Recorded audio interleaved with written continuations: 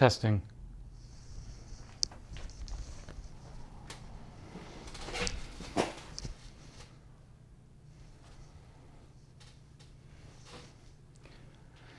Hello everyone. In this video, I'm going to talk about my life. If you've come here to watch a video on CNC electronics or microcontrollers, then I'm sorry, this is probably not going to be the video for you.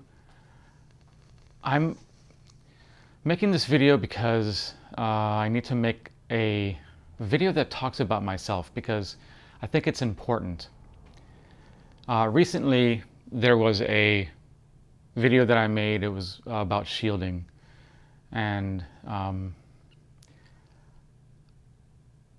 I did some testing on a small part of a overall machine to reduce variables in that testing, and I wanted to see what the findings were.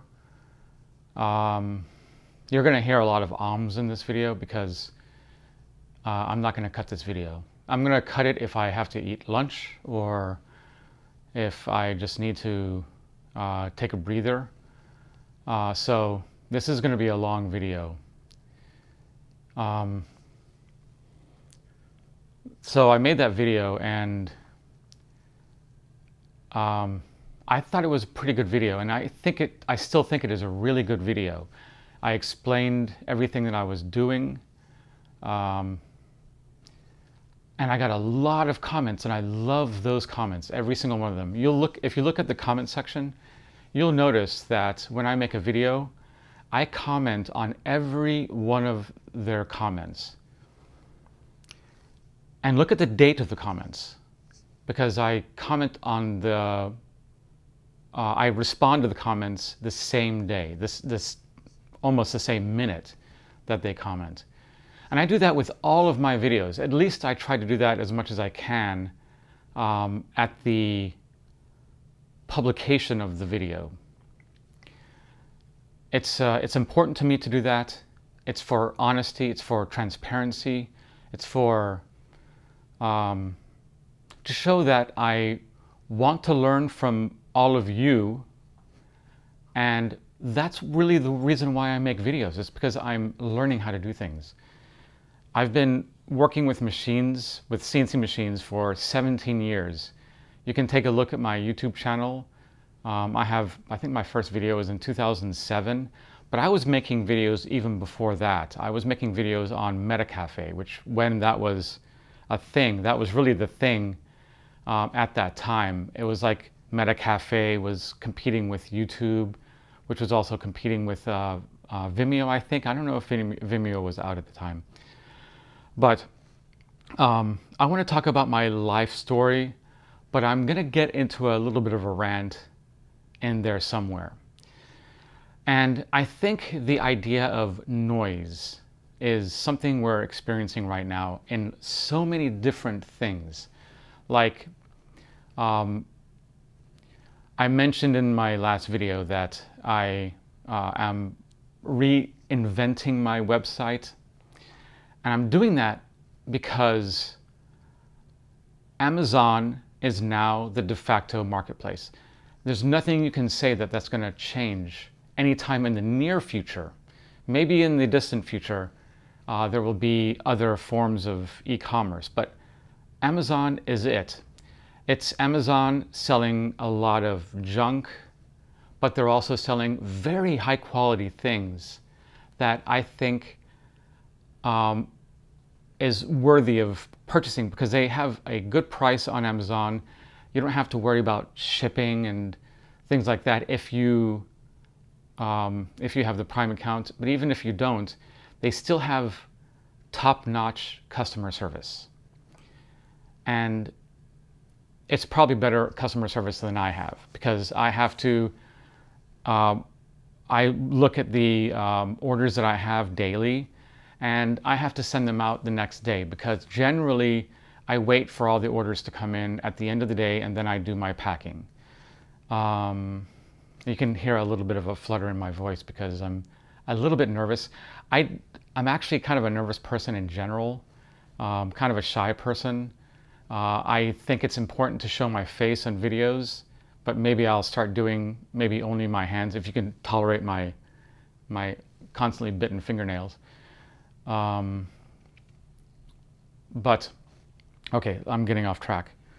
So there's a lot of noise out there with Amazon, and I've noticed that there are some really high quality things out on the market that aren't sold by Amazon. For instance, let's say a Delta VFD. It's a very high quality VFD. You can get it at DigiKey. Maybe Delta sells it. I don't know if you have to buy it from a distributor or a retailer. But what I'm trying to do with my website is I'm trying to make it in a way that it's a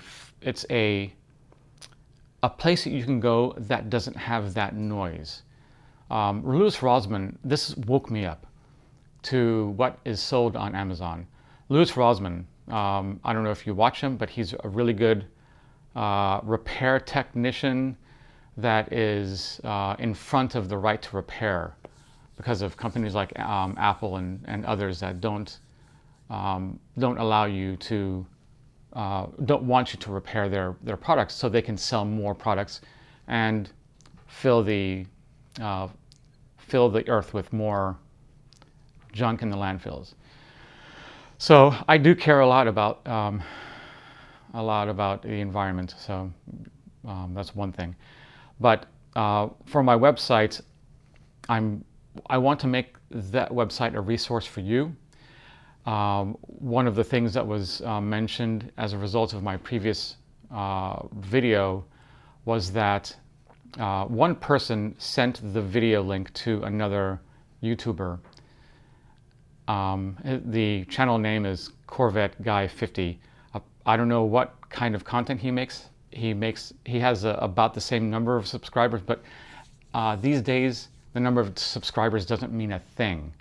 It's the quality of the video that you put out. But he made a rant on my video. He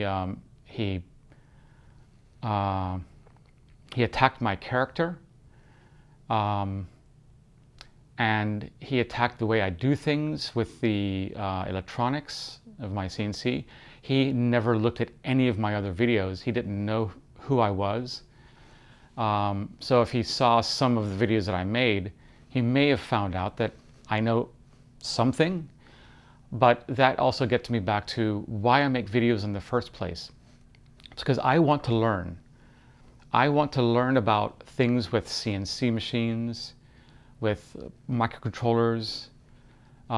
So when I make a video, I learn about that subject to a very great degree. And I also learn from the comments and the viewers that watch my videos. And then I make more videos in response to those comments. But that reaction video got me. And I'm still thinking about it. I had very little sleep last night. And it shouldn't affect me. I shouldn't be affected by something so stupid. And it's really stupid for me to think about that. If the video got a lot of reach, it could affect me. That video probably isn't going to get a lot of reach unless you guys go over there and watch the video. But you can. I encourage you to go watch the video that was a rant. I was actually warned about this video in my comments. Somebody told me that the video was given to him to do a reaction video, and it was just one thing after another, him like judging everything that I do, which is fine. And I learned things from that video. I watched the entire video, and I also made a very long comment on that video specifying and defending my position, essentially. I don't know why I really even need to do that, but defending my position on the various things. He was saying that I don't use PayPal. And the funny thing is when I started my business, PayPal was not even trusted, but I used it. And I still use it. I use it as my payment gateway. It's the best payment gateway in my opinion. So, and I was defending a lot of other things in that video, and like why I chose to do certain things in the video. I'm trying to reduce the number of variables that I use in the testing of EMI, and looking at the source of EMI, looking at what happens on a particular wire for a signal. So I'm learning, and you also look at all of my other videos. I don't have any rant videos. I don't have any videos. This is going to be my first, essentially my first rant, I guess. So this video is really just for you to know me better. So if you look at all of my videos, it's all about me investigating things, learning about things, promoting things that I believe in, which is also a reflection in my website. It's where you can go to find things that I think are high quality. I think that will help people. So look at all of my videos. You can just do a quick look at my the video titles and just scroll down. I don't have anything that's clickbaity. I don't care about how many people watch my videos. My videos are for me, so I can learn things. If others want to learn about them, that's awesome. If they're also a way for me to note things that I want to note, so I can go back later on and find out about something that I did a long time ago and refresh my memory. That's the best way, I think, that I can do that. Okay, so, all right, so I got that off my chest. Let me tell you about my life and how I got here. So I was born in Jamaica. It was a very small town in Jamaica called Mandeville. I was born in Mandeville. I lived in Spurtree Hill. If you go to Jamaica, it's not Mandeville, it's Galdeville, because they don't like to talk about the masculine names or something like that. I thought that was kind of an interesting tidbit. So I moved away from Jamaica in 1974. I was about 6 years old. So that's kind of showing my age. I'm 56 right now. At least I think I am. Yeah, I'm 56. 1968 is when I was born.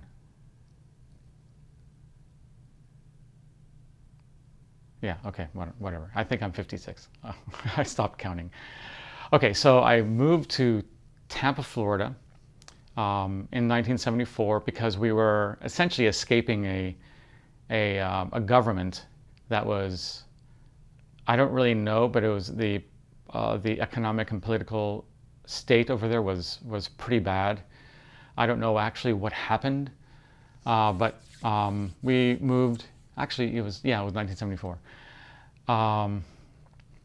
Then my father got into electronics, and because he needed to learn about electronics when he was in that particular time, and it was around 1978, I think 1978, 1979, when I got my first computer. It was a Tandy Radio Shack TRS-80 Model 1, and that's when that was the most exciting time in my life. Getting a computer. I started programming it. I've surpassed my father in understanding this computer, and he asked me to write programs for him on simple algorithmic computations of pump stuff. I don't know what it was at the time. So I was a nerd. I stayed in this dark little part of my house just programming. I even got into like external interface applications in that computer. It was so amazing. I loved that time of my life. but I also got picked on in school, 4 eyes. I also have, my eyes are crossed, and that was horrible when I was growing up in school. It was a time of my life that still I think about today. All these moments still crop up of the times that I was bullied in school. So, and that I think is one of the reasons why I am so sensitive to certain things with video creation and showing my videos to the public. It's because I am afraid of scrutiny, but I'm getting to the point where the more scrutiny I get, because I've gotten scrutiny a lot in video because of comments. You know, they talk about my fingernails all the time. A long time ago. They don't do that anymore. That was like sort of in the beginning of like maybe 2010, 2011. But they don't really do that anymore. Most of my comments stick extremely close to the focus of the video content. So I'm able to, my videos are a resource to people. I don't really care if it is, but it is. And what's amazing is the comments on my videos are all extremely focused on what the content is. You could see videos out there that have comments that relate nothing to the video, but it's really cool that I've set up or that happened as a result. I guess it's a latent effect of the production of my videos. Is the comments are really very narrowly focused, and that's really nice. I like to see that, and it gives you guys a resource. So watch the videos, look at the comments, because I'm not always right, and I talk to the people in the comments, and I correct myself in the comments. There are people in my comments that are so much smarter, much higher level than I am. But that's good. I love that. And even if they're a little bit harsh in the comments, I don't really mind that. It's that other video that was put up yesterday was something that really got to me. And that's kind of like a bullying video, and it brought up a lot of emotions. So, and he got to me, and maybe that's what he was expecting, and he got his way in that respect, I guess. Because, you know, I talked to my wife about it, and my wife was so pissed off. She got so angry at this guy, and she didn't watch the video, just me talking about it. Got to her. I talked to my son. He's kind of an alpha male. My son, it's funny, he actually is a great sounding board. I talked to him yesterday, and he was just telling me, just get over it. Just, who cares about this guy, you know? Just drink a few whiskeys and just drown yourself if you have to. Just get over it. Make another video. And maybe this is my response to that. But he's only 17 years old, and he's teaching me.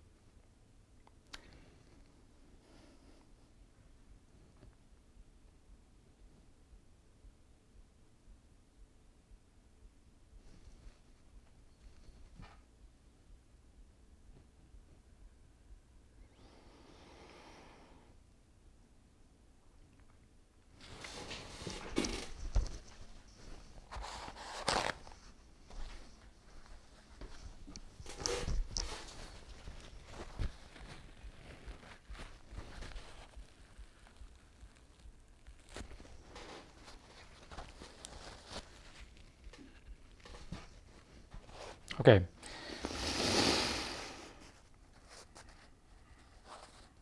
So you can see that I'm not the alpha male. Okay, so I came to Tampa, Florida. I became a sort of a little nerd programmer, and then I upgraded my computer to Model 3 and then Model 4. I started writing quite a bit, writing code quite a bit. I created a program that was my interest in computers was showing three-dimensional objects. That made me so happy. And I kept thinking about like this rotating cube, and it's like all I did was read books about computer graphics. I learned as much programming as I could, even though it was either C or BASIC. Those are the two languages that I used when back then. I didn't like assembler, but I tried assembler a little bit. I needed to, because I needed to do some interfacing.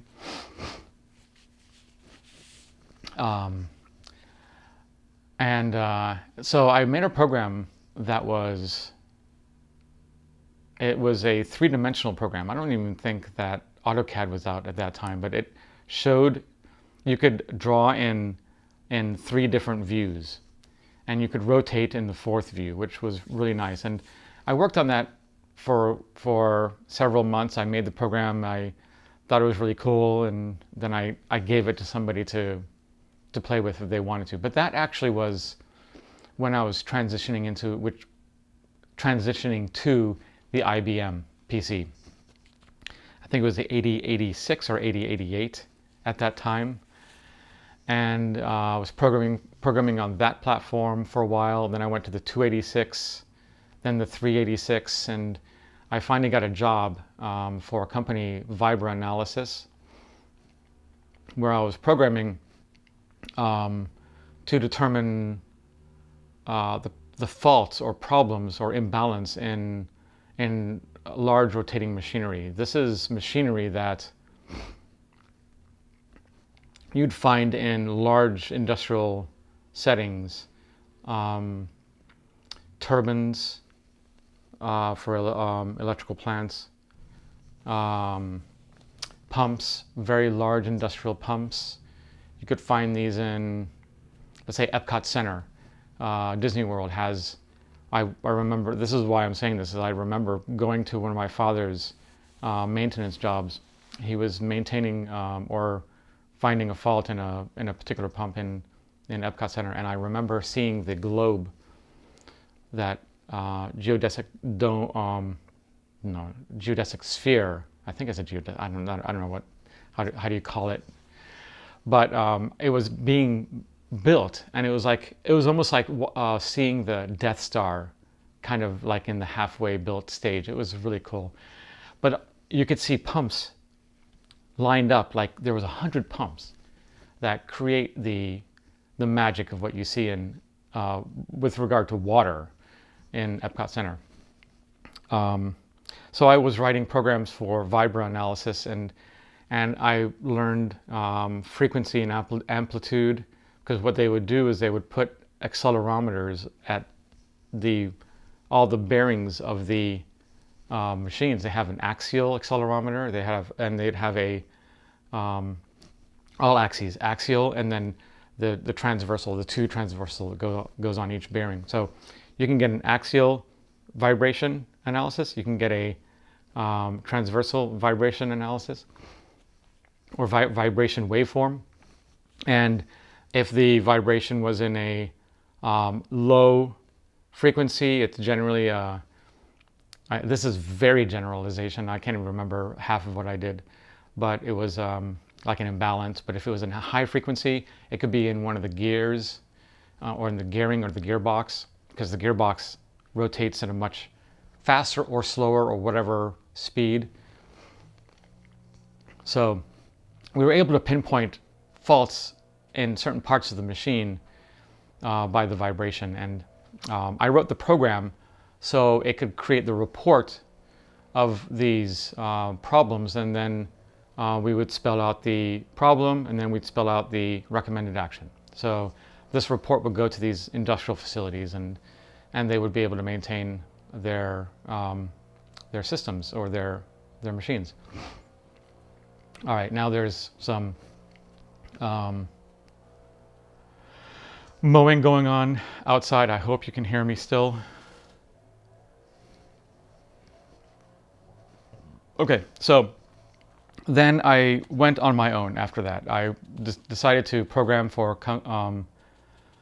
just various customers. I put an ad in the Yellow Pages, and by the way, Yellow Pages are it's a thick book of just a listing of companies in the area. If you don't know, Gen Z, if you don't know. So I put my ad in there, and I got some customers. I got some famous customers, which is pretty cool. I got a customer that he was a football player for the Buccaneers, and I got some really amazing customers of so many different disparate fields: accounting, auction, vocational assessment, medical. It really spanned so many different areas, and I was able to program for them, make customized programs for them, and that was awesome. But it came to a time where I needed to get some formal education. Like, I never had any college. I was programming for these customers, and I never had college, and I felt that was important to have. So I was like, do I go and learn about programming so I can get at a higher level in programming? Or do I pick something completely different? And I was kind of a nerd still. I was a geek nerd. I was ugly, and I'm still ugly. That's one of the reasons why I'm kind of camera shy. And I'm not looking for compliments, so don't give me any. Because if you find me attractive, I won't believe you anyway. So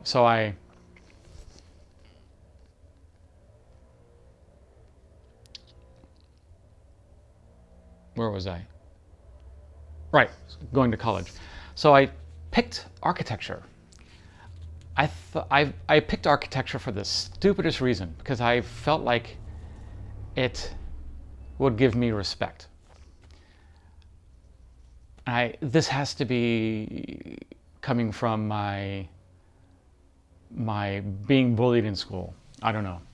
But I felt like I needed to have an occupation that garnered respect. That was a person that people looked up to. And now that I think back at it, I was like, why did I do that? It was such a stupid reason. It's not going to make me happy. What makes me happy is the people in my life, my wife, my kids.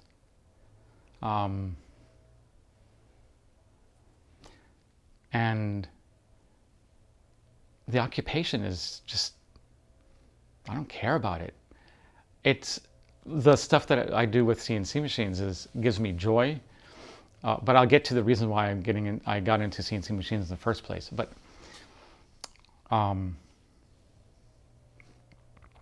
so I went to college, I took architecture, and I didn't have the grades. In high school, because I was such a nerd in computers and computer programming, I didn't do any homework. All I did was play on this computer. I didn't care about homework, I didn't care about school. I cared about one subject in school, and that was the computer subject. I even didn't excel in math. I hated history. Maybe science gave me a little bit of interest. Chemistry I kind of liked. I kind of liked biology because one of my is it still rolling? Yeah. One of my teachers was dissecting a clam. So he opened up the clam. He showed us the stomach and the different, or I don't know what it was in there, but the different organs inside of the clam. And then he gulped the clam. I'll never forget that. And for you teachers out there, do things like that so it makes the students remember the class, remember the studies. Okay, so I was in architecture. Because I didn't have very good high scores or grades in high school, I went to a community college, and I studied architecture. By the way, I'm always touching my.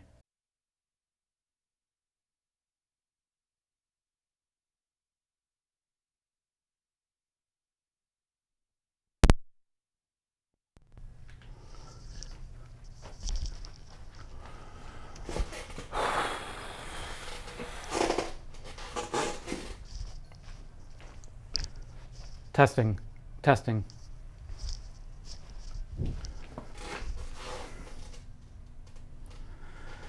Okay, so my memory card ran out and I just spoke for about 20 minutes.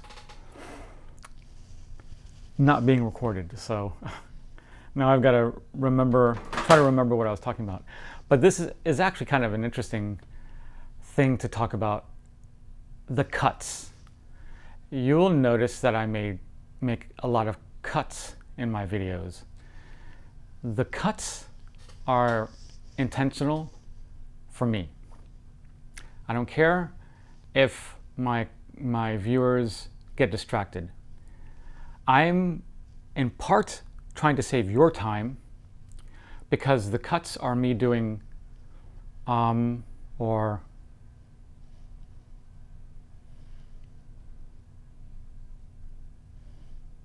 and that could be in 5 words of a single sentence because I can't think when I'm on video. I'm thinking now because I'm able to talk now without so many there you go, see, I'm saying the without so many. By the way, I took a public speaking course in community college, got an A in it, but it's probably my worst course. I hated that course.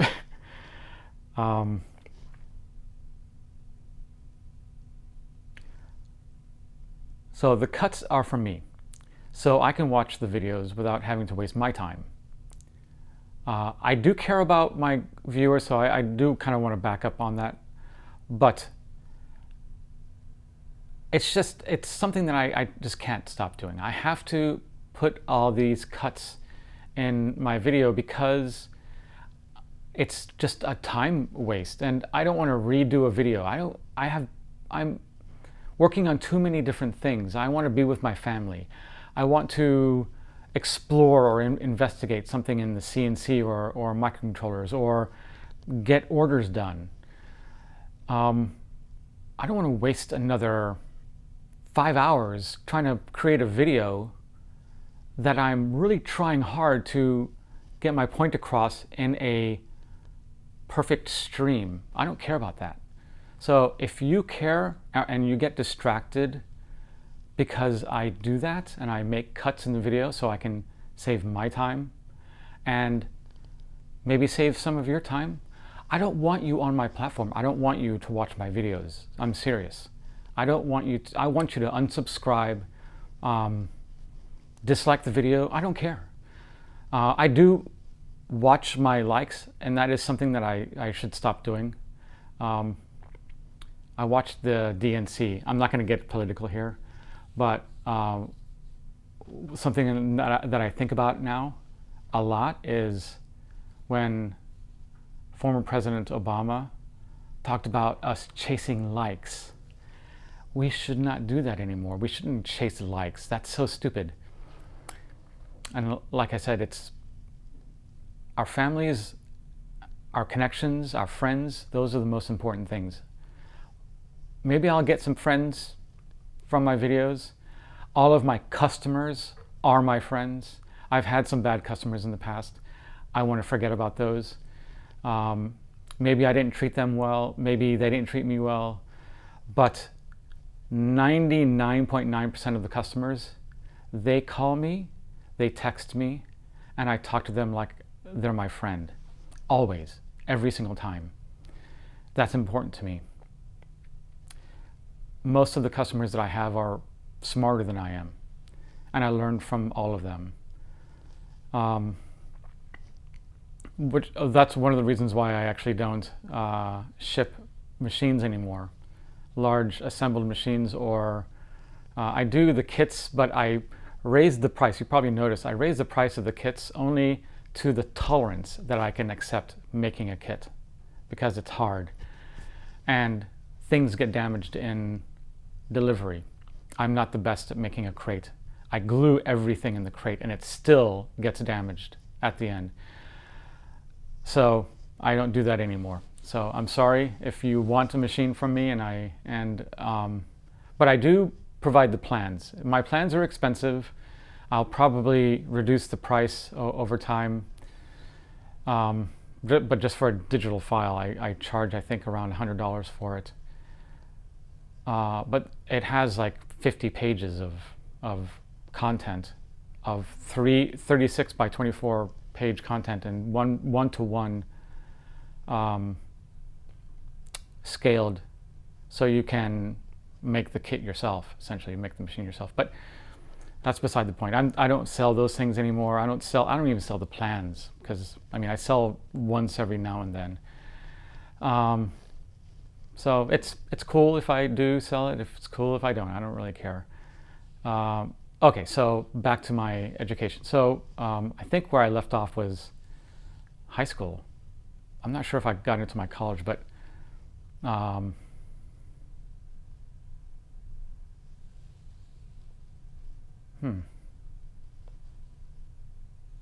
where did I leave off? Okay, so if I didn't talk about this, I had, out of high school, I became a professional programmer, but it was without a college education.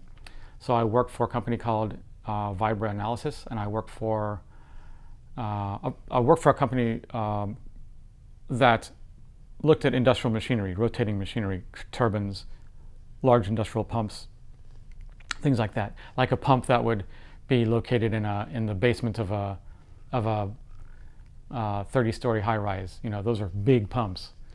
By the way, have you heard of the simultaneous flush theory? You have to build pipes in a building large enough that if everybody flushes the toilet or runs the water and flushes the toilet in that building, the pipes have to be able to handle all of that. And that simultaneous flush theory holds true to parking lots, I've noticed. Walmart will build a parking lot the size of football fields, stadiums, because of 1 day, 2 days. Black Friday and Christmas Eve. Those are the 2 days I think they make big parking lots. All right, so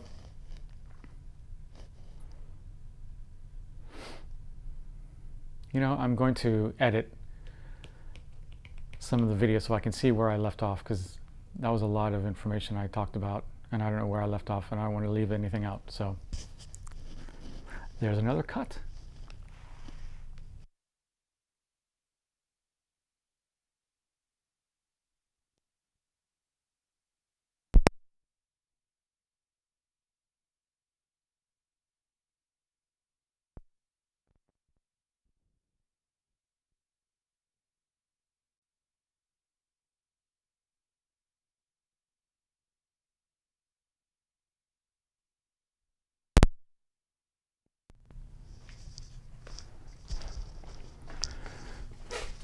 All right, so it looks like all right. Make sure sound is going. Testing, yeah. All right, so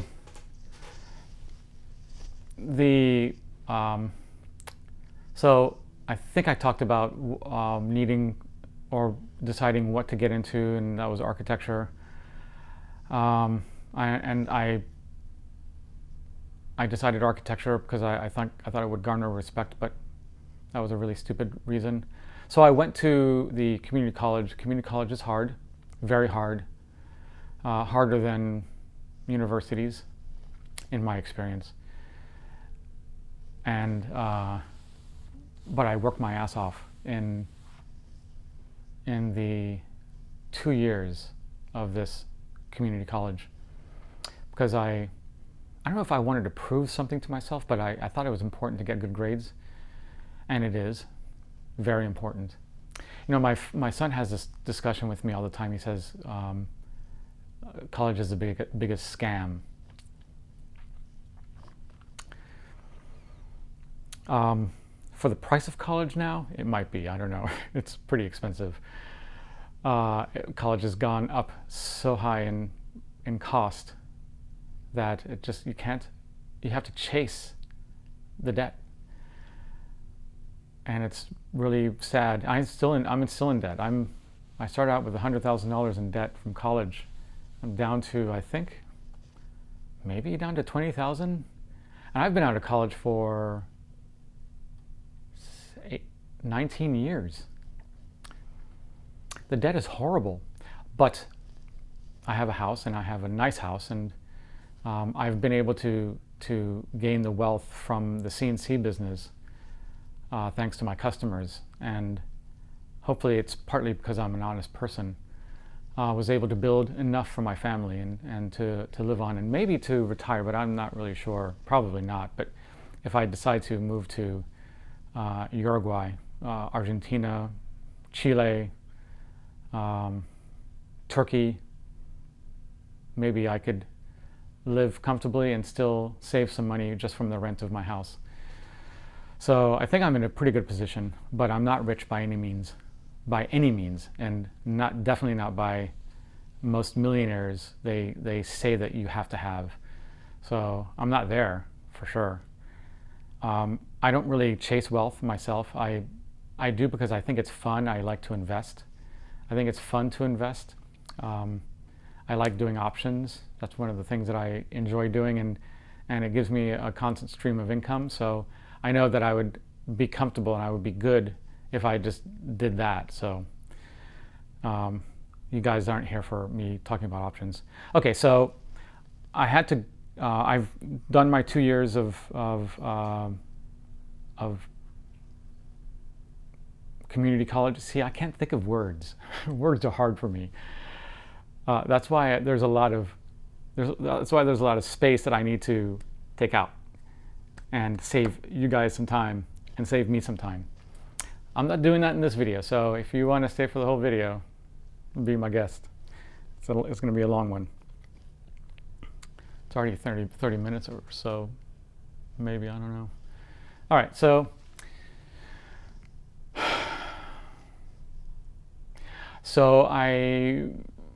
I got into the honors program, got really good grades in the first two of the community college. Architecture is an extremely vast subject. You learn subjects of statics, physics. These are like core classes to architecture as well, not just liberal arts. History is a huge one. Learning the history of architecture is so eye-opening. If one thing you get out of architecture, history opens your eyes and it makes you think differently. All right, so I had to go on to another college. I wanted to go into a university, and I had a couple selections I had in mind. Thank God for the honors program. I was able to be sort of competitive, but it's still hard. I applied to a few schools. I think the two notable ones that I remember were Cornell University and University of Miami. And the idea of snow I didn't really like that much. Snow is I was afraid of the snow. It was all the way in Ithaca. And I was like, but I didn't get accepted anyway. So, that's a very competitive school. And I think it's probably good that I didn't get there because I don't think it's the best for architecture. though, it's like the sleeper architecture school. Like you have it's a private university, costs a lot of money. That's why I'm so much in debt. But the education there is second to none. It's amazing for architecture, but not for architecture, for urban design. You learn architecture, but you're not a real architect unless you understand and learn about the public realm. I think an architect is only half of an architect, and I'm probably going to be making a lot of people angry if they watch this video, and if they're an architect. They design for the skin, the form, the interior, and maybe up to the right-of-way. The right-of-way is that line that delineates where public owns land and private owns land. So like the road, the sidewalk is generally where that right-of-way line starts. So if you think that that little grass from the sidewalk to the road is yours, it's not. It's the public. They can do whatever they want with it.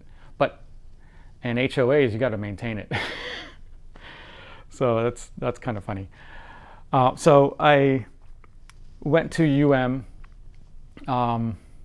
it's a sleeper school because it's like that, it's like that little van, that little minivan that has the V12 in it, or it has the electric car in it, or electric motor in it, and it can beat everybody on the street.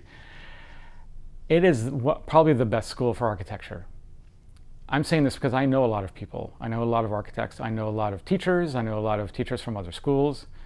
I went to the University of California at Berkeley for my Master's of Urban Design. So I know their perspectives. But I also see what happens out there in the environment. Like, the first job I had after going to the University of Miami was the city of Miami. And I had, no, not my first job, it was my second job. My first job was with an interior designer, which I hated. So I got a job at the city of Miami as a planner one, and I think it was a planner one or it was an urban designer one. I think it was a planner one. And so I know a lot about how architects think, how developers think, because I had to evaluate their architecture. There was, well, I'll get to that. Let me go back to the school. So, University of Miami, the dean of the school there was Liz Plater-Zyberk. If she watches this video, if you watch this video, Liz, my hat is off to you. You're an amazing dean. So she was the dean of the School of Architecture at University of Miami. And she is co-founder, along with her husband, Andres Dwani, of New Urbanism. And I read their books. I was drinking their Kool-Aid. It's amazing that a dean, an architect, probably went to the high schools out there for her education. And by the way, I do this because it's better than biting my fingernails, and it feels good. I'm being completely honest in this video. Okay, so I went to school there. They cared about the public right-of-way. They cared about civic spaces. They cared about public spaces. They cared about the pedestrian, how the pedestrian and vehicles and anybody in the public views architecture, and how it impacts them in terms of how they feel in the space and what it does on this earth. So kind of their mantra is density falling down to exurbs. Density, suburban, density, less density, suburban, and then exurbs. And nature is nature. There has to be some delineation before you go into take over nature. And I think that's true. There's a lot of suburban development out here that really doesn't make any sense, and it just takes over land, and trees are just cut down in new developments. Development should consider the environment, consider the trees. If a building is built, it should be built around a tree, not over a tree. I read from page 0 to page whatever of the pattern language. Actually, it was made, I think it was made by a Berkeley grad, I'm not really sure, but it is a book about everything, not just architecture. I read that during my classes in the School of Architecture. I don't know why I'm emotional about this book, but it's good. I mean, it teaches you where you should place your bedroom because you'd have sun in the morning, so it wakes you up naturally. It's an amazing book. And where was I? Okay, so design a building around the landscape, not over the landscape, So design where trees don't thrive, design where, or build where trees or nothing can live there except us, humans. So if you're going to build inside of a forest, you can build in the forest, but don't cut down trees. Make the architecture very interesting around the trees, you know? I don't know why people don't do that. It would make the architecture better. It would make the environment better. Okay, I'm ranting about architecture now. How did I get there? So I went to the School of Architecture, learned a lot from them, learned about architecture, learned how to build, learned all the math and all the structural and all that other stuff with architecture. And because of my great grades in my first 2 years in community college, I was able to continue that, keep it up. I had 1B in community college, by the way. It could have been better. I have a story about that, but I'm not going to get into that because it would make this video so much longer. And why do I even concern myself with grades? Okay, whatever. All right, so now that I'm saying that, when I graduated the School of Architecture, I graduated with honors. I graduated at the top of my class, at the very top. Like, I was the top. I was the one that got the Henry Adams Medal. I had the grade point average above everybody else in the School of Architecture, not in the whole university, just the School of Architecture. So we had our little ceremony. I got that medal. It shouldn't mean that much to me, but I have a lot of pride. I worked really hard for that. It's funny. I love my wife a lot, but whenever I bring up architecture and I say something about architecture, about my expertise in architecture, she's like, oh, architecture. It kind of makes me laugh, though. It doesn't really matter. I don't really care anymore. You're a big architect. But I'm not. I never got my registration in architecture, so I can't call myself an architect, but I can call myself an urban designer. So I worked at the city of Miami. My best job ever, even better than what I'm doing here. I should have stayed. But hindsight is 20/20, just like in investing. You know, it's water under the bridge. The city of Miami is they were at least the planning department was a place. They didn't see the corruption that happened during like the politics of Miami. They cared. The city of Miami cares about architecture.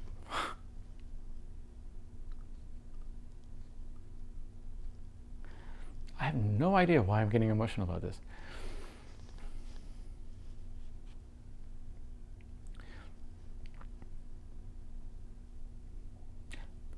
I get emotional when I see power. I watch a Marvel movie and I get emotional from the power. I don't know why.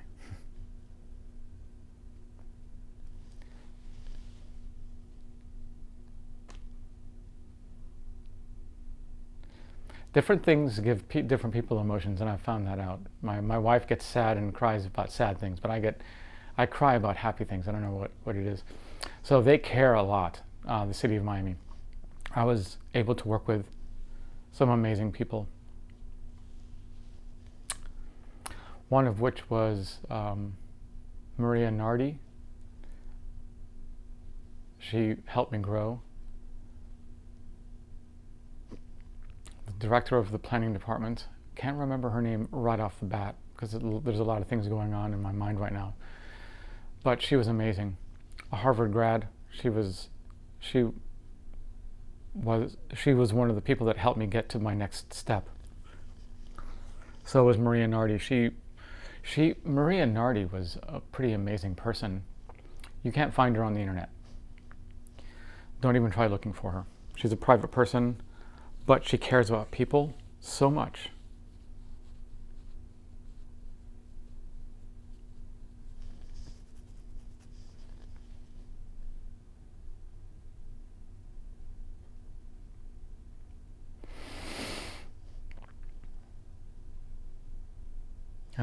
A lot of who I am right now is because of her.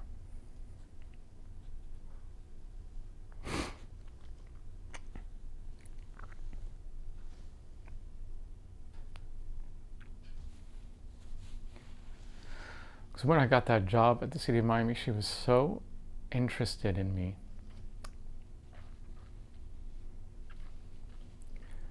She was happy that I got the job. She was overjoyed about everything in my life. I don't know why. She was married, so it wasn't for a romantic reason, but she cared about architecture and urban design so much. One of her, like, the way she interviewed me was she put a set of plans up against me and told me to look at two different sets of plans. One was a developer, just a standard developer, no guidance whatsoever on architecture. And then somebody that was an architect that understood urban design. I didn't really understand urban design until I think I met her. Even though I was taught by the greatest minds in new urbanism, and I understood that, when it came to high-rise buildings, what developers care about is not people on the public right-of-way. They only care about people that are going to buy their units, and then they're going to get out. They manage risk. That's what a developer is. So I was able to work at the city of Miami, and still rolling. And guide developers on what a beautiful architecture, not beautiful, I would say vital architecture is. And though the term vital is a term that means life, they just want to create parking pedestals on top of their life, or below their life. Like, they want the parking pedestal and then the life above that. But that doesn't do anything for the public right-of-way and the people in it, everybody. Not just the people that are inside the buildings, but everybody that drives by, walks down the street. And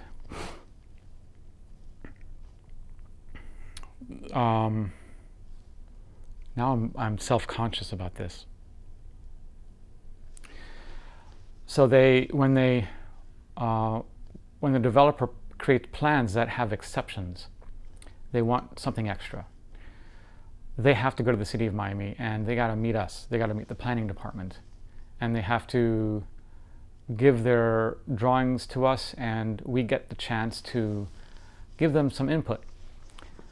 That was the best education I've had in my life when it comes to architecture. And that's where I see the planning department really cares. If they cared, a lot of people are going to say, well, that's too much government. But if you see what a developer does to our places, you would be shocked to see what happens to places. It's blight. I don't know if I said this in the last one. I'm going to say it again just in case I didn't. Have you ever heard of the simultaneous flush theory? I'll let you comment down below if you have. The simultaneous flush theory is where you have, in a big building, tall building, whatever, they have to create their pipes big enough to handle the simultaneous flush of every toilet that exists in that building. So the final set of pipes have to be that big. Maybe a single pipe or multiple pipes have to have that I guess two-dimensional surface area to handle all of that stuff. I'm talking about the diameter, the radius of the pipe, and the surface area, and if you multiply that, you'll get the amount of junk that can fit in all the pipes. Okay, so that happens also in architecture and urban design. It's not design, actually, it's just development. So, like, when you go to different places, you'll see different types of things, designs. Walmart has the simultaneous flush theory, not because of the building, because of their parking lots. You can fit a stadium in their parking lots in a lot of the Walmarts because they have to design their parking lots big enough to handle 2 times of the year. I think 2 times, if I'm mistaken.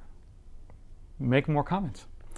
Black Friday and Christmas Eve. At least those are the times that I can't get in to these parking lots. So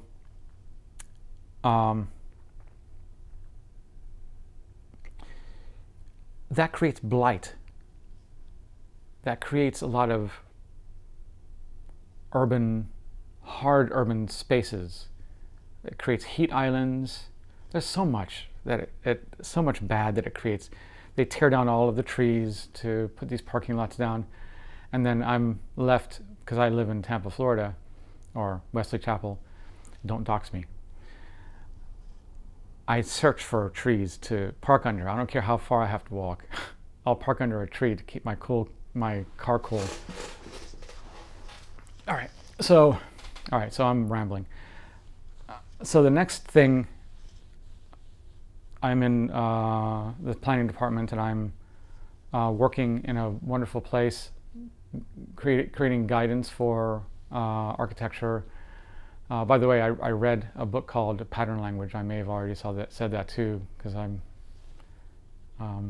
my camera cut off. But that's a good book to read about everything, architecture and urban design. All right, so yeah, they cut down trees, even in residential developments. They cut down trees. They put down the developments. I hated that. Just keep the trees.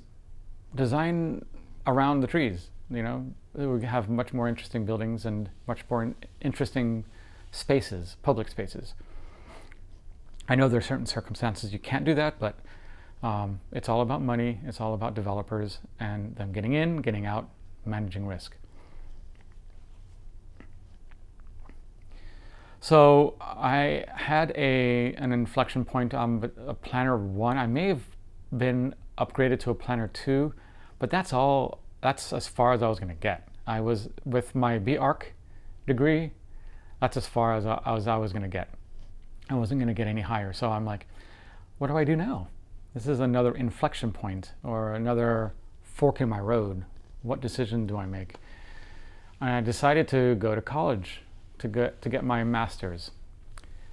I told the planning department I was going to leave, and they were very sad, and I was happy that they were sad, but internally I was kind of sad too, because I was working with some of the best people in my life, and I still feel that way. I still feel that my life would be probably more positive now if I stayed there. Even though I wasn't going to make as much money, I was going to make a difference. While I was at the city of Miami, there were around 200 buildings that we had been able to guide. And if you go to the city of Miami and you look at these newer buildings built around 2000, 2001, 2002, 2003, it was they called it Crane City because so many buildings were being built. If you look at those buildings, you'll notice that it's walkable. You can walk next to the newer buildings and feel comfortable. There is retail on the ground floor, as much retail as we could get them to make. Maybe it was too much retail, because there's a big problem with that too. You can't build more retail than can be sort of used by the public. But then you'll also see that there are, just above the retail, there's life. We wanted to get the developer to wrap their parking pedestal with as much life as possible. If they couldn't do that, and if the land didn't allow them to do that, then they can do the parking pedestal but have some articulation or something interesting, using materials or architectural, structural, or facade that looks nice, feels good, You're not going to be scared to walk across or walk down or uninterested to walk down. All right, so the next step I made was I created a portfolio of all of my work, all of the stuff that I did at the University of Miami, all the stuff that I did at the planning department, and I applied to 3 schools: the University of Pennsylvania, no, 4. I think it was 4, maybe it was 3. University of Pennsylvania, University of Ann Arbor, or a University, Michigan, Ann Arbor. Yeah. Harvard University. I was really interested in getting the Harvard University one. I worked so hard on that portfolio. And University of California at Berkeley. And my short list really was Harvard and Berkeley. I don't know if it was pride. I wanted to get into the top school because of the name, but I think I made the right choice. I didn't get into Harvard. I don't know why, but it doesn't really matter. I got into University of California at Berkeley. I spent a year and a half there, actually. It was supposed to be 2 years, but I was able to get my work done fast enough that I was able to get it done and get graduated, because I had a kid. I had a child. I had my daughter. And we were also trying for a son. My wife had a miscarriage on the baby between my daughter and my son. She had an ectopic. I think it's called ectopic. I'm not a doctor. I don't know, but she had a problem with a fetus. I think was stuck in one of the tubes, and they had to surgically remove the child, and we lost that one. She gets emotional from that. I try not to think about that because I don't want to feel bad. Okay, so then we had our son. I'm going to try not to get emotional.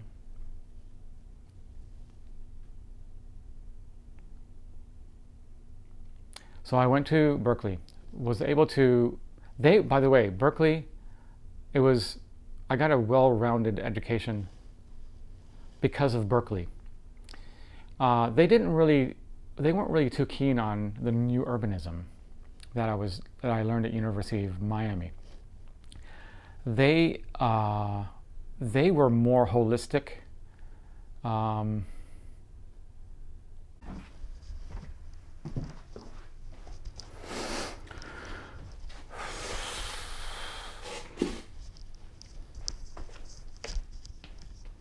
Testing.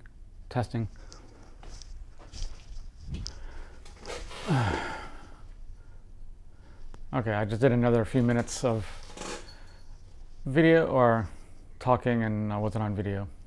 Sony, make a beep when the thing is done. I have it set for making a beep, but it doesn't beep. Could be the age of my camera. Okay, so see if I can remember what I said. So I went to the University of California, Berkeley, holistic. I had an amazing education there. In short, make long story short, they had very holistic education in terms of understanding the earth and everything around you. The teaching there was so broad that you think of everything when you design and when you think about design and when you guide others. They taught watersheds, the importance of the watersheds, the importance of nature, the importance of fault lines, architecture with needing reinforcement for earthquakes and stuff like that, because that's where I was. And it was just a really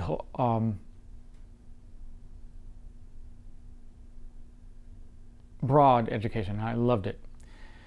And I would encourage any urban designer aspiring to get their further education to go there. So I had to make a choice now that I've finished my studies there. I wrote my thesis. My thesis was about getting rid of a particular span of highway in the city of Miami that kind of cuts the south and north downtown apart from each other, and it was the only thing that happens underneath highways, elevated highways, interstates, is blight, and bad things happen under those places. I care about everybody, even poor people and homeless, but there are services for that kind of thing, and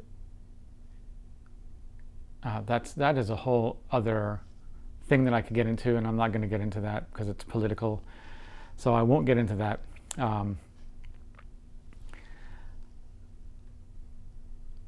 It's funny that we have to hide behind, or politics has created a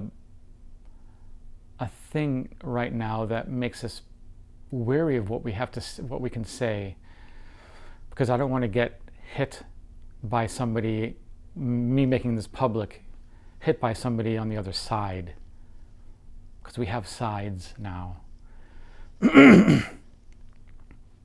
Okay, so I decided that I would apply to the city of Miami and apply to the Houston Downtown Management District. And at that time, I was very stupid. I was almost ready to get the chance to work at Miami again, the opportunity, the pleasure to work at the city of Miami again, and I turned it down. I was almost ready to. I even signed a contract to live there, rental, and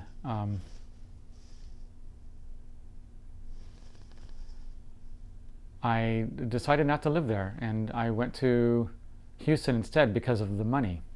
It was the worst decision I think I've made. I wasn't doing the same thing as I became the director of urban design and development in the Houston Downtown Management District.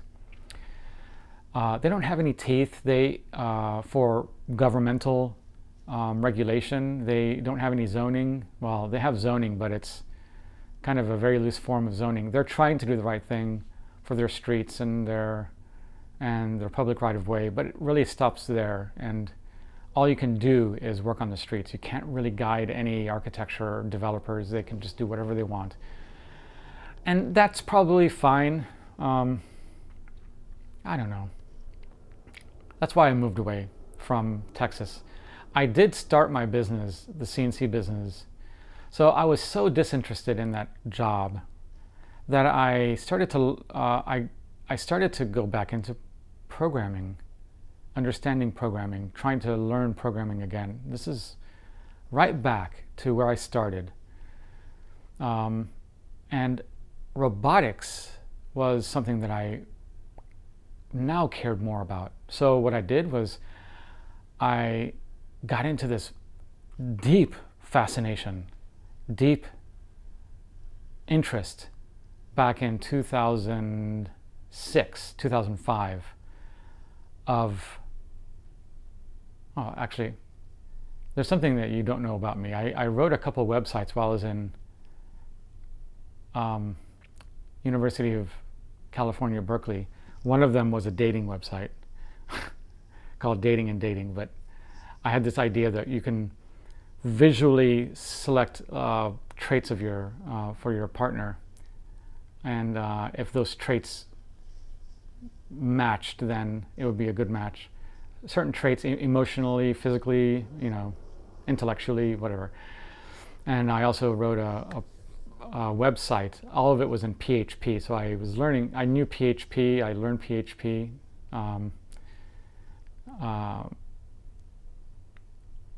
And the other one was an urban design certification program, because I was interested in trying to guide developers on how to best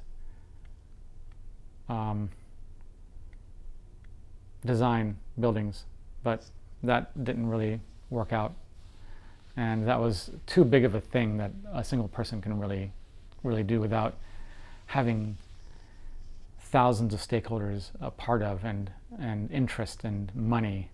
So I stopped that, and as I was working with the Houston Downtown Management District, I began my interest in robotics and bipedal balance and bipedal locomotion. And that was really interesting to me, how to understand how to make balancing a robot on point feet and not fall over, and taking steps so it wouldn't fall over. And that inspired me to learn neural networks and machine learning. And I took some courses. One of the courses was from Andrew Ng from Stanford. Loved that course. And I did a lot of, that was one of my most interesting times of my life, was wanting to learn more about robotics. So I wanted to create machines to be able to piece together these robotics. This was back in 2006, 2007. I hated my job so much that I resigned from the job after a couple of years. I worked as an instructor at ITT, teaching CAD and material sciences, statics, things like that, to get by. I was still working for the Houston Downtown Management District, but only until they got a replacement for me. But I was still so interested in the robotics that I started building CNC machines, or I call them CNC machines. They're really CNC routers, but they were made out of wood. I still make them out of wood. I love my machines. A lot of people like me for that, I think, because I understand the material, wood. It has very little expansion and contraction in terms of temperature. And I selected my wood so it wouldn't be something that would be able to incur much, it's raining, incur much moisture. So I selected MDO, medium density overlay. It's not MDF. And it's a plywood product that they use out in the billboards and concrete forming and stuff like that, and it's a reusable product. So it works really well for being waterproof. They call it, some people call it waterproof, some people call it water resistant. So I selected that material. I like it because it doesn't have that much of a expansion and contraction coefficient. And a lot of people, for their first machines, it was an awesome machine. And for my first machine, and when I was developing it. So I started getting into the maker fairs. I was in, I think the first Austin Maker Fair was back in 2007, I think, 2008 maybe. And people were very interested in my little pieced together machine. And I saw, this is actually an interesting story, and it relates to my CNC endeavors. When I started out, I keep looking at the thing to see if it's still recording. I started out, let me see if it's still catching my voice. Testing, yeah. When I wanted to make something that made stuff for my robotics, I created a design in my CNC machine which had the bars. And I didn't have any money.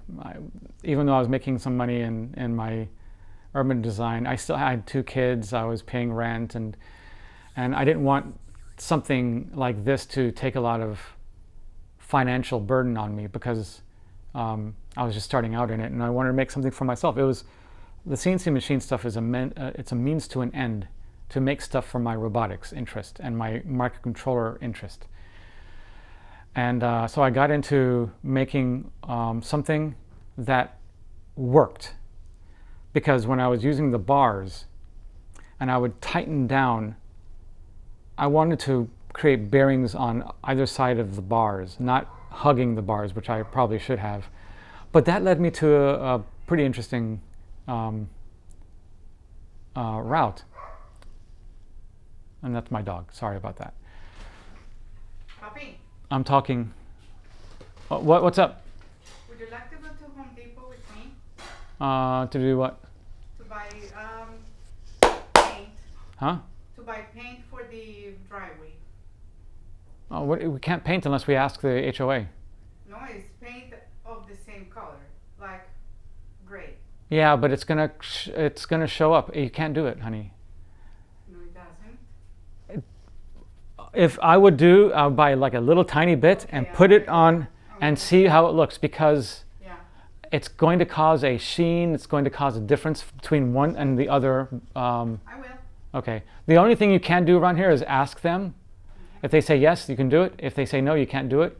And ask them if we could do paving instead, because there's a lot of them that already have that, and it's a precedent. Paving? Paving. What is that? Making it look like you have stone or bricks instead.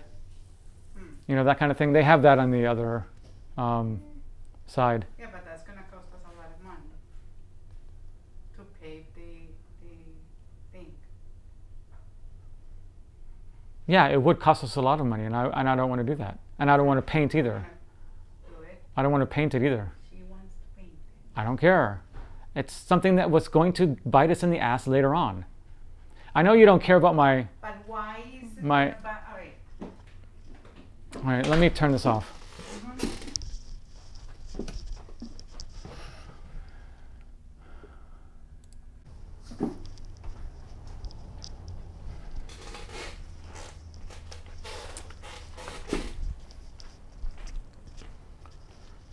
Testing, testing.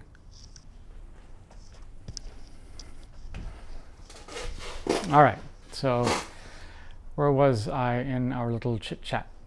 Sorry about the interruption. My wife entered the room, and she's an important person in my life, so I'm going to address that. Okay, so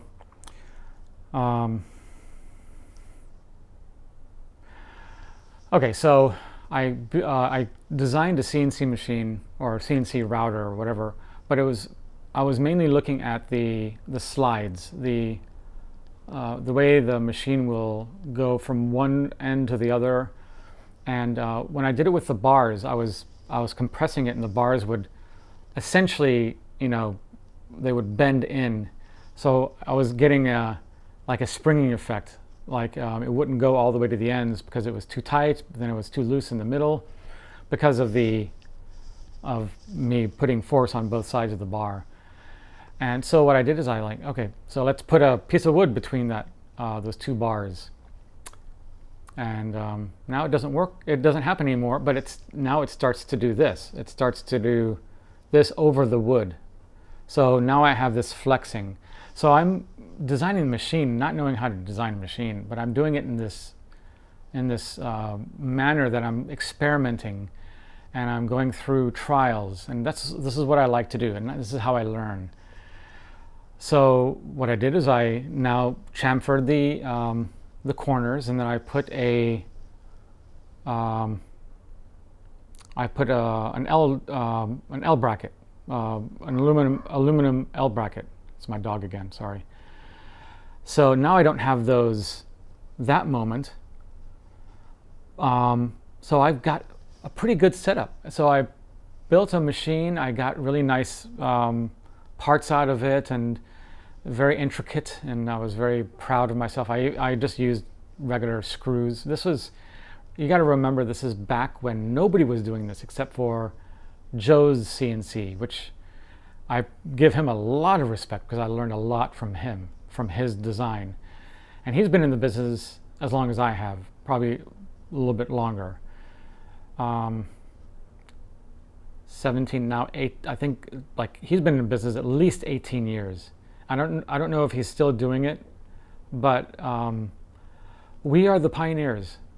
He is the pioneer when it comes to building a CNC, and I followed in the interest because I needed to do something with the CNC machine, and then I made my own version, but it wasn't anything like his. My version of his failed miserably, so I had to change things around. So I went to the Maker Faire. I showed off my little project because I was so interested in it. It was something that moved. It brought joy to my life, mentally, psychologically, emotionally, intellectually. and I've been slowly building up since there and adding more. Like if I saw some flex in the machine this way now, because the board is going to flex in some way, I would build a box, and the box would flex less or flex almost nothing, to the point where I was satisfied. I'm sure a lot of you out there are like, just, you're grinding your teeth. This is very early. If you are grinding your teeth, I don't want you watching my videos. Just unsubscribe. I'm serious. Because I don't want hate on my channel. And if I see it, I'm just gonna, I may take off, I may erase comments if they're hateful. I don't really care for that. I want people to be focused on what the video is about. If they show hate but they're constructive, I'll keep the comment in. But if they show hate and they just say blank out, like I know nothing about what I'm talking about, it's probably true, but I'm trying things. I'm putting things out there. I'm making videos for hopefully people to benefit from, but it's for me. I'm benefiting from them. I'm making notes. These videos are my notes. So bye-bye if you're a hater. I don't want to see you. I don't want you on this platform, or not the YouTube platform, but on my channel. If my 100,000 subscribers goes down to 0, it doesn't matter to me. This is just a place where I put my videos. I don't make enough money on these videos. I use them to try to feed myself and my family, sure, but I know that I can always get a job if this doesn't work out. Or I can redefine my business, which I'm doing right now, and trying to bring the clean, pristine signal to you guys, and keep out the noise, keep away the noise. And my website's not there yet. It won't be there for a while. I will have affiliate links on my website because that's how I make money. But I also will sell some things that I have in the shop that I think will sell and I can make money off of it. That's the way I survive. The other guy that made a rant about my video said he said some things against that. Like, he thinks that I was a charlatan because of what I was doing. I'm not a charlatan. I care deeply about what I'm doing.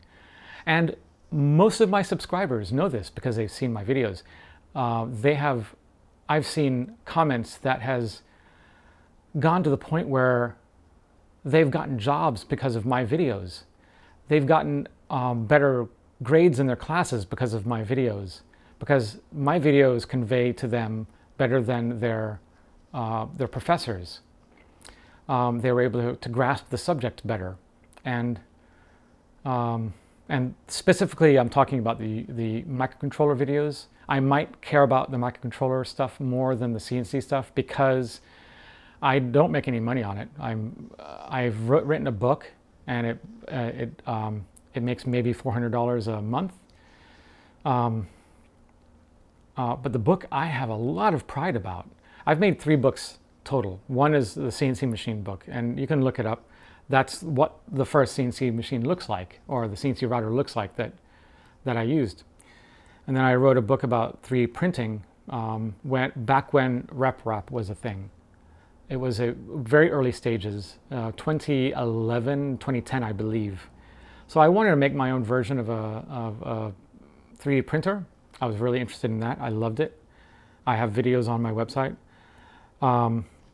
And pick and place machines because I loved electronics. And I also have a lot of experience in Linux, CNC, EMC, the software. And I would say that if you're going to get into CNC, and take my advice to however you want. If you want to get into CNC, I recommend Mach 3, Mach 4, or Linux CNC. There are probably a lot of other providers out there of software. I just don't know it. I know what I know, and I can provide some guidance and some help to others that are struggling through this. And I think I do a pretty good job at that. At least I hope I do.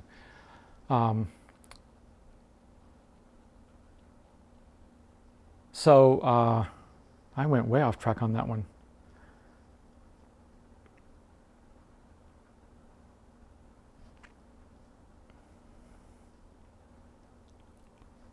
All right, so I built the first CNC machine, then I improved it, and then I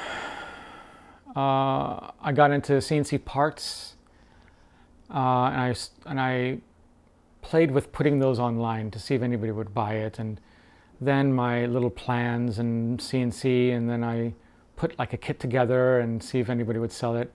It was like throwing stuff at a wall to see what would stick, and something stuck, and it made me enough money that I was able to quit my job at the Houston Downtown Management District as the Director of Urban Design, and I was also able to quit my job at ITT, and ITT probably wasn't a good choice anyway, but I did learn a lot because I had to learn a lot to make the lesson plans and teach students that really didn't know how to learn. There were some really good students in there, but a lot of them were there because mom and pop wanted them to be there, and they wanted them to be more successful in their lives. And I tried my best, and I think I did a pretty good job at teaching them. But when you become an instructor at ITT or a technical college, the teacher has to learn how to teach, because the students do not know how to learn. At least a lot of them, and I'm going to make a lot of people angry about this, but that was my experience. In university, my experience as a student in university, the teachers weren't there to teach. The teachers were there because of their research, because of their knowledge. And the students knew how to learn. They got to that level because they know how to learn. So I'll leave it at that. Then I went on and I did that book with the 3D printing, and lately I made a book a few years ago about microcontroller programming and basic circuit building, because I got into that very heavily as I was doing the CNC stuff. I was also learning about microcontrollers, and as I was learning how to program microcontrollers, I already had a pretty good foundation of programming. And then I started learning about the fascinating world of microcontrollers and being able to do things on those pins of the microcontroller. I thought that was so amazing. And I still, I haven't really advanced as much as I should have in microcontrollers, but I think I've got a really good foundation. I haven't gotten into the OS side of things, like accessing files and creating user interfaces and stuff like that. Mine is down to the level of like your washing machine, like it senses stuff and then it outputs stuff to control. And so I wrote a book on that. It is a pretty good seller in that genre, I think. So I've gotten some pretty good ratings on it. There's some poor ratings on it because of the font and the lightness of the first several copies. It was very difficult to read. I've improved that a little bit. My next book is going to be a lot much more of an improvement on the readability of it, font and darkness. But that's the only complaints that I had. It wasn't the content. So I keep looking back because I'm looking to see if the camera's still rolling. I have the picture of me on my big screen over there, and I control it from my computer, not my camera. And I made a video about how I built my camera setup, and nobody watched that video. So if you want to, you can do that. But it was just a little fun video on how I designed the process and how I got into analysis paralysis. You can kind of learn a little bit about me by watching that video.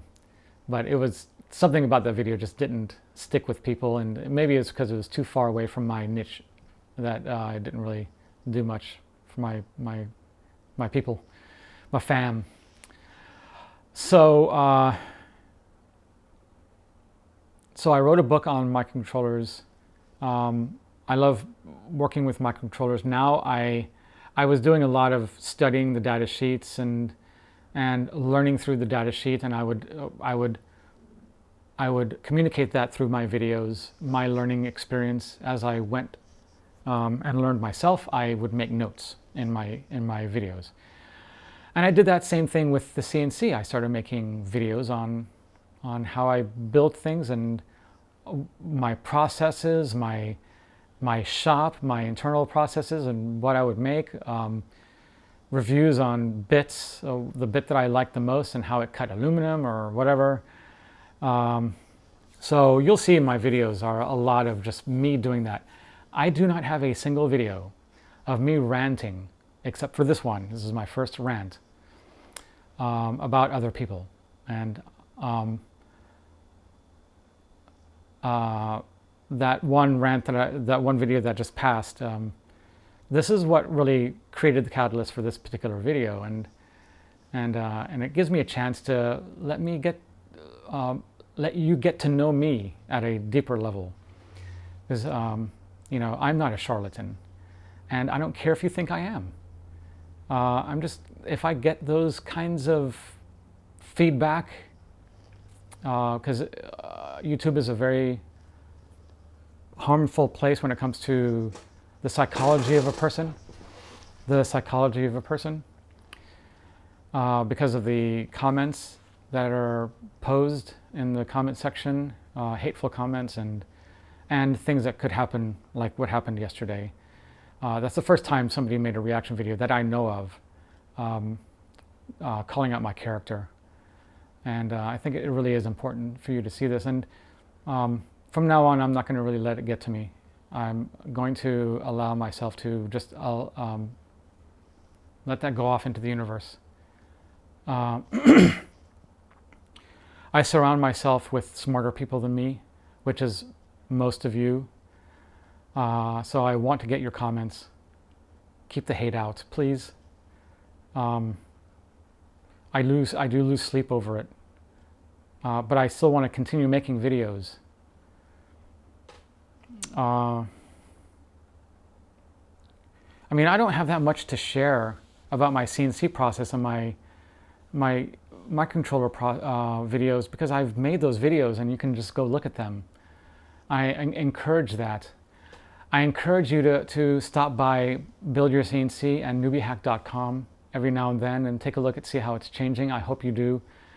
I'm going to keep it going as long as I can, as long as I have breath. Even if I'm living in Argentina or Spain or Istanbul or the Czech Republic or the Great Britain or Australia or whatever, if I decide to go move there and live there as a retirement, I'll probably still keep that website going and keep up the content. As long as I have a mental ability to do that, I'm going to do that.